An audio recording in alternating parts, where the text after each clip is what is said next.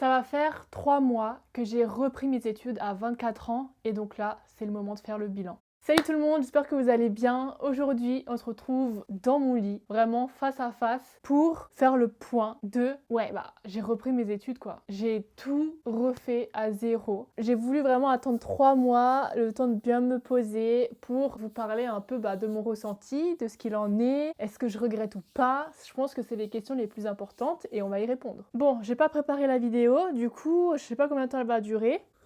Mais prenez un petit thé si jamais. Alors, pour récapituler, j'ai un bac plus 5, donc un master pour être professeur d'EPS. J'ai vraiment aimé mes anciennes études, donc j'ai fait STAPS, ensuite j'étais à l'INSPE, tout ça à Strasbourg. J'ai été en alternance, où là, j'ai découvert plus concrètement le métier d'enseignant d'EPS. Il y a eu des points positifs, il y a eu des points négatifs, mais c'est en master que j'ai commencé à me poser des questions sur le chemin que j'ai emprunté. Est-ce que j'ai fait le bon choix? Est-ce que c'est ça que je veux faire plus tard dans ma vie? Il est temps de préparer le CAPEMS. On va pas s'éterniser, j'ai réussi les écrits mais pas les oraux. Je me suis dit, bon, est-ce que je retente l'année prochaine ou est-ce que je vais complètement dans autre chose? Et donc c'est à ce moment-là où je me suis dit, d'accord, je vais prendre une année pour moi où je vais peut-être réviser, peut-être me questionner, mais je vais pas rien faire, donc je vais être surveillante dans un collège. Du coup, j'ai décidé de recommencer à zéro. Pourquoi? Parce que en ce moment, c'est beaucoup la création de contenu qui anime mes journées. Et donc, je me suis dit, d'accord, bon, je vais peut-être faire un BTS communication,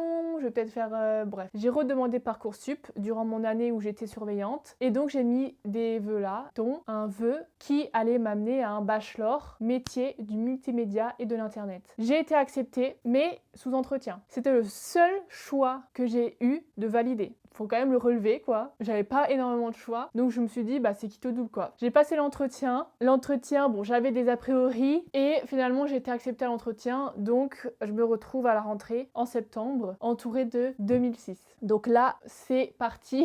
Olivia, la 2000, c'est trop marrant parce que je me vois comment des jeunes me voient. Enfin des jeunes. On a 6 ans d'écart, mais en fait c'est énorme. Je pensais pas que ça allait autant se ressentir la différence. Et ça, je pense que c'est le premier point que on peut aborder dans ce bilan, c'est qu'il y a une énorme différence dans tout, dans la maturité, dans la mentalité, entre les étudiants qui viennent de sortir du lycée et de moi qui a fait 5 ans d'études juste avant d'arriver. Donc, qu'est-ce qui se passe? C'est que je suis vraiment la vieille de service et je ne suis pas vraiment inclus dans n'importe quel groupe qu'il peut y avoir. Je suis vraiment seule, mais je le vis très bien. Et je sais que ça ne peut que aller mieux dans le sens où je suis quand même une personne sociable. Je rigole quand même avec les gens de la classe. C'est juste que je pense qu'on n'a pas les mêmes délires et que du coup, ils s'identifient plus à le même groupe de personnes, c'est-à-dire les mêmes intérêts, le même âge, etc.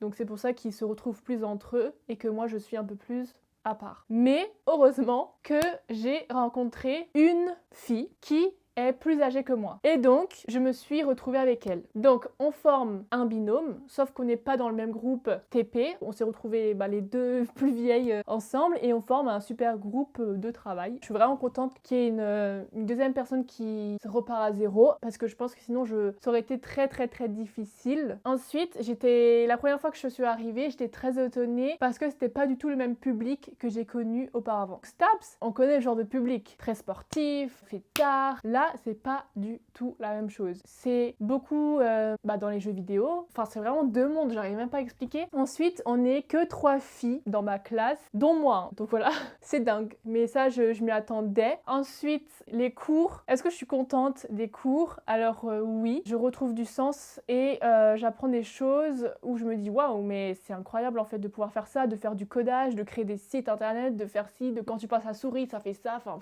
je me dis, je suis quand même contente d'apprendre ça parce que c'est quand même des études qui sont très, très multidisciplinaires dans le sens où on apprend la communication, on va apprendre à faire du codage, donc à créer des sites internet, à le développer, donc développement web, et aussi tout ce qui touche à l'audiovisuel, à l'infographie, donc faire des affiches, etc.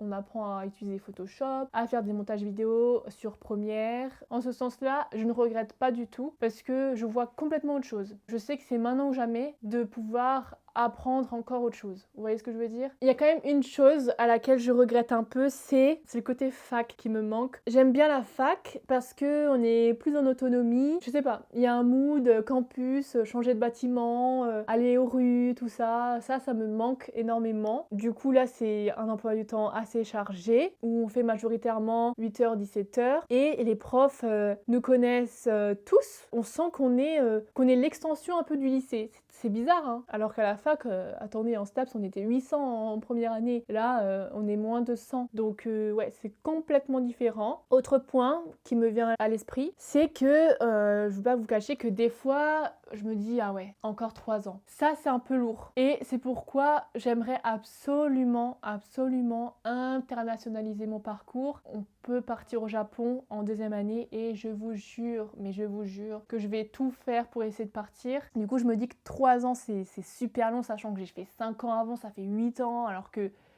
vous voyez, je le prends maintenant comme expérience. C'est pour ça qu'il faut absolument que je parte en deuxième année. Mais il faut quand même savoir que je me suis jamais sentie autant épanouie, dans le sens où je lève la main beaucoup plus en classe. Et ça, faut savoir qu'en master, je le faisais mais jamais.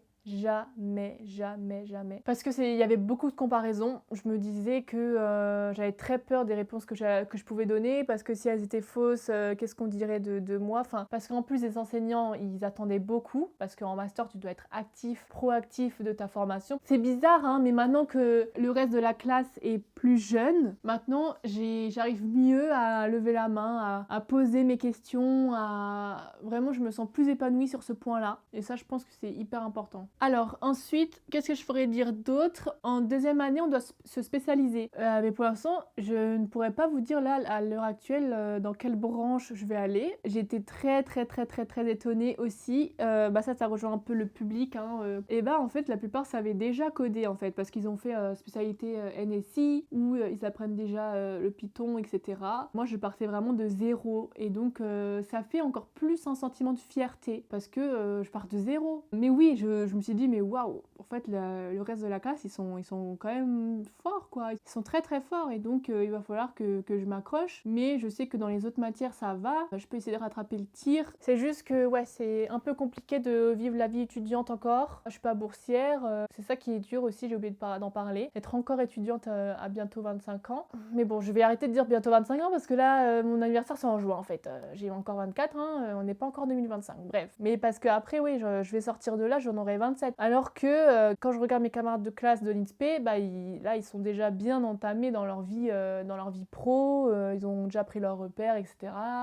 Donc, pour un petit bilan, je ne regrette pas d'avoir pris la décision de recommencer mes études à zéro. C'est juste que des fois, j'ai l'impression que ça va être très long, 3 ans, parce que j'en ai déjà fait 5 avant, et que du coup, la solution, ce serait de partir à l'international. Mais qu'en même temps, je suis épanouie en classe, puisque je lève la main, j'apprends des notions que j'ai jamais apprises auparavant, et en plus, je recommence tout à zéro, donc j'ai encore plus ce sentiment de fierté, parce que je suis capable d'avancer, d'apprendre autre chose, et que je prends tout ça comme une nouvelle expérience, comme des compétences que j'acquiers petit à petit, puisque j'ai du mal à me projeter encore, dans le sens où je ne sais pas quelle branche je vais choisir l'année prochaine, quelle spécialité. Donc voilà, je pense que j'ai bien résumé. Donc je sais pas si vous êtes restés jusqu'à la fin, si certains sont restés jusqu'à la fin. Merci beaucoup d'avoir pris le temps d'écouter un peu mes pensées, de mon petit bilan 3 mois après. Du coup, je vais vous laisser. De toute façon, je compte vous amener avec moi dans des weekly vlogs